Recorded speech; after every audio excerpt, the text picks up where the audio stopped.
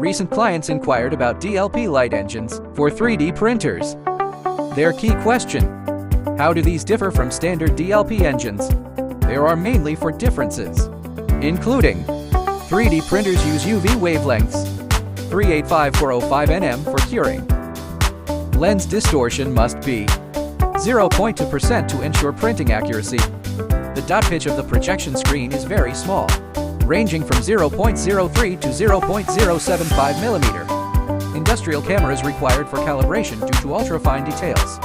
Strict signal control prevents layer cracks and misalignment.